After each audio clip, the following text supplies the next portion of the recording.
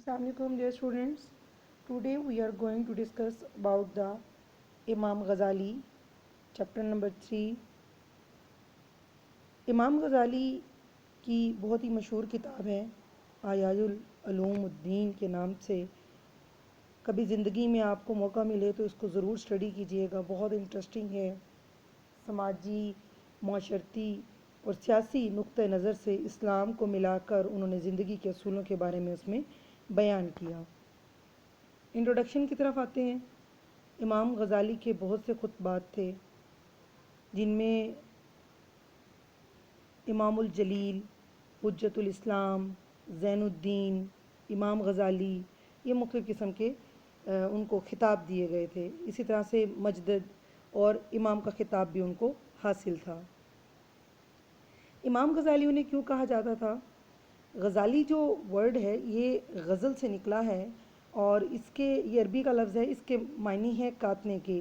Basically उनके जो वालिद थे वो धागे को काटते थे और उसको फिर बना कर भी बेचते भी थे, उसी निस्बत से इनको इमाम ग़ज़ाली बोला जाता है। और इनकी इब्तदाई तालीम तो उसमें हुई, वहाँ इन्होंने तालीम हासिल की और 20 साल की उम्र में निज़ामुल मुल्क के दरबार में बतौर आकिल मुशीर और कानूनदान के तौर पर इन्होंने अपनी खिदमात दी। फिर इसी तरह से वहाँ कुछ अर्सा काम किया, बगदाद में भी गए, फिर बगदाद छोड़ा, शाम, मिस्र, मक्का, मदीना, मतलब वो दुनिया के मुख्तलिफ़ ममालिक में सफ़र करते रहे और इन मुख्तलिफ़ एक्सपीरियंसेस की बुनियादों पर उनका नॉलेज जो था वो बहुत ही वसी हुआ। तजर्बात की रोशनी में इंसान सीखता है, तो उन्होंने भी दीन इस्लाम के बारे में बहुत कुछ जाना। ना सिर्फ इतना बल्कि इमाम साहब का उस दौर के जितने भी अलहाद थे, अलहाद से मुराद ये है कि ऐसे वो लोग या ऐसे मकतब फ़िक्र या एक ऐसे नज़रिए वाले लोग जो कहते थे कि देयर इज़ नो गॉड, यानी खुदा है ही नहीं, नौज़ बिल्ला। तो ऐसे लोगों के साथ भी आपने अपनी तालीमी और अक़ली जवाज़ की बुनियादों पर ना सिर्फ मुकाबला किया बल्कि अपनी दलाइल से इस चीज़ का सबूत दिया कि अल्लाह ताला मौजूद हैं। खैर, आगे आते हैं हम इमाम ग़ज़ाली के नज़रियात की तरफ। पहला नज़रिया है माशरे का नज़रिया। हमने पहले भी कई दफ़ा इसको डिस्कस किया मुख्तसरन, लेकिन अब हम इसको थोड़ा डिटेल में बात करते हैं। इमाम ग़ज़ाली के नज़दीक कोई भी माशरा जो है वो कोई भी शख्स बिना माशरे के नहीं रह सकता। अब वो क्यों नहीं रह सकता? क्योंकि इंसानी ज़िंदगी की बहुत सी ज़रूरियात हैं और उन ज़रूरियात को उसने दो हिस्सों में तकसीम किया। सबसे पहला हिस्सा वो देता है कि इंसान की फितरत में है कि वो अपनी नस्ल की बका चाहता है और अपनी नस्ल को बढ़ाना चाहता है। इस मकसद के लिए वो मुतज़ाद सन जो है उसके साथ जिनसी ताल्लुकात कायम करता है ताकि उसकी नस्ल बढ़ती चली जाए। इसके साथ जो उसकी दूसरी रीज़न वो देता है कि इंसान माशरा मतलब क्यों वजूद में लाता है, तो उसकी दूसरी रीज़न जो मेजर वो देता है वो कहते हैं ज़रूरियात ज़िंदगी।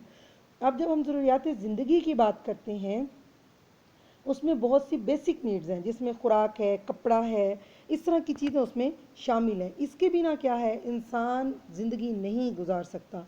मिसाल के तौर पे अगर एक काश्तकार है, हम उसे कहें कि जी, वो कहता है कि मैं काश्तकारी करके अपना अनाज लेके तो मैं जी अकेली ज़िंदगी गुजार सकता हूँ, तो ऐसा मुमकिन नहीं है। क्यों? उसको औजार चाहिए और उस औजार के लिए उसे कहाँ से औजार मिलेंगे? उसने दूसरे लोगों से कहना है। वो कौन लोग होंगे? वो दरखान होंगे, वो लोहार होंगे, उनसे वो अपनी खिदमात हासिल करेगा, उनसे रिक्वेस्ट करेगा कि वो उनको जो है औजार बना के दें और इस तरह से क्या होगा, वो अपनी अशिया बनाएगा या अपनी जो ज़राअत का काम है उसको वो पूरा कर सकेगा। दो तो बुनियादी ज़रूरियात जो थी या जो मेजर मोटिव्स थे या मुहरिकात थे माशरे के वजूद में लाने के लिए या माशरे की पैदाइश के लिए, वो तो इमाम ग़ज़ाली ने ये दिए थे, जिसमें एक हमने कहा इंसानी नस्ल की बका है या जिनसी ताल्लुकात हैं और दूसरा बुनियादी ज़रूरियात। फर्दर इसको एक्सप्लेन करते हुए इमाम ग़ज़ाली ये भी कहते हैं कि इंसान की फितरत है कि वो अपने आप को महफूज करना चाहते हैं। अब महफूज किससे उसने करना है? बैरूनी मदाखलत से, बैरूनी ख़तरात से। ये ख़तरा उसको इंसानों से भी हो सकता है, ये ख़तरा उसको जानवरों से भी हो सकता है और समाजी ऐसे असूलों से भी उसको ख़तरात हैं जो कि इंसान के साथ जुल्म करते हैं, जबर करते हैं या जो नाइंसाफ़ी पर मबनी होते हैं। मिसाल के तौर पे वो कहते हैं जब लोग एक दूसरे के करीब आते हैं तो शहर कायम होते हैं और जब शहर कायम होना शुरू होते हैं तो लोग इकट्ठे रहते हैं और इकट्ठे रहने का क्या मतलब है? उनमें लड़ाइयाँ भी होंगी। ये तो इंसानी फितरत में शामिल है। अपनी ख्वाहिशात के पीछे, अपनी अशिया की ज़रूरियात की तकमील के लिए इंसान इंसानों से लड़ते हैं।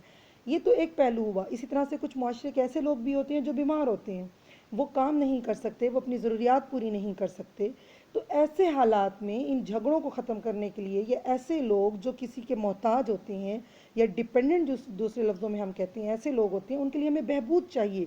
اب کون کرے گا ان مسائل کا حل؟ کون کرے گا ان جھگڑوں کو؟ کون ختم کرے گا؟ چاہے وہ زمینی جھگڑے ہیں، مال کے ہیں، عزت کے ہیں، یا کسی بھی چیز کے ہیں۔ تو اس کے لیے امام غزالی کیا کہتے ہیں، یا ان کی جو آگے نظریہ بھی ہے، اس کے اوپر بہت ڈیٹیل بات کرتے ہیں۔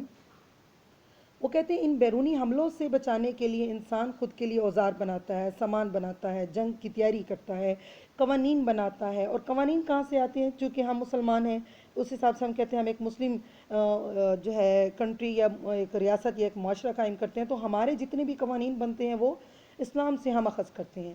لیکن سوال یہ پیدا ہوتا ہے وہ کون ہے، وہ کون سی باڈی ہے، وہ کون سی شخصیت ہے، یا وہ کون سا ادارہ ہے جو یہ سب کرے گا؟ ہاں، اس کا جواب کیا دیتے ہیں امام غزالی، یا وہ کیا ریکمینڈ کرتے ہیں؟ ثالثیت یا حکومت۔ وہ کہتے ہیں جب معاشرہ قائم ہوتا ہے تو تب حکومت کی ضرورت پڑتی ہے۔ اب حکومت میں پھر فردر انہوں نے 2-3 کیٹیگری کے لوگوں کی ایگزامپلز دی ہیں، یا ان کا ہونا بہت زیادہ ضروری اور اسینشیل انہوں نے قرار دیا، جس میں وہ کہتے ہیں ایک کلیکٹر ہو۔ کلیکٹر کا کیا کام ہو؟ وہ مالی معاملات کو دیکھے اور مالیات کو وصول کرے۔ جیسے زمین کے اوپر ہمارے ہاں عشر ہوتا ہے، یا زکوٰۃ کے نام پہ ہم لوگ پیسے لیتے ہیں، پھر اس کو بیت المال میں اکٹھا کیا جاتا ہے، اور پھر اس نظام کو چلانے کے لیے، اس پیسے کو اکٹھا کرنے کے لیے وہ کہتے ہیں کلیکٹر ہونا چاہیے۔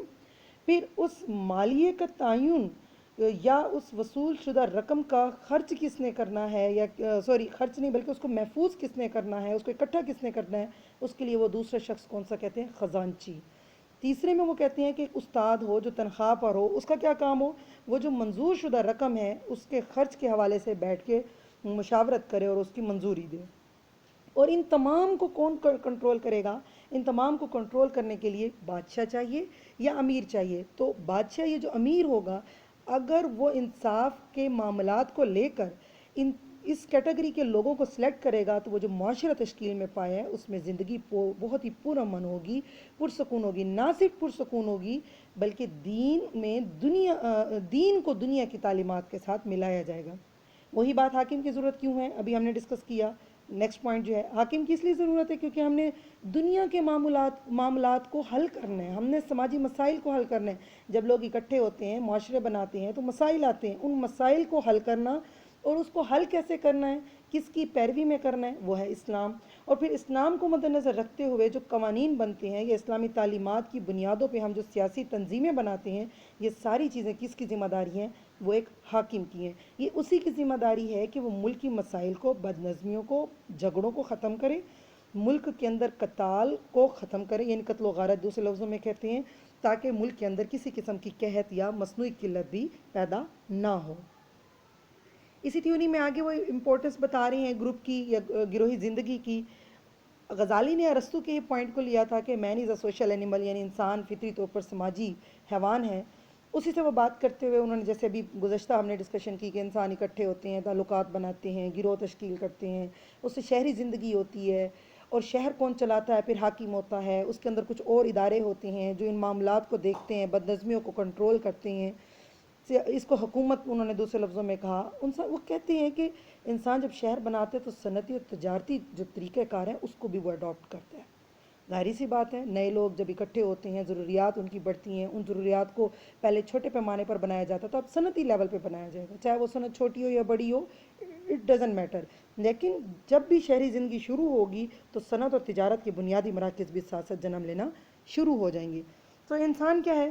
محتاج ہے، ایک دوسرے کا محتاج ہے۔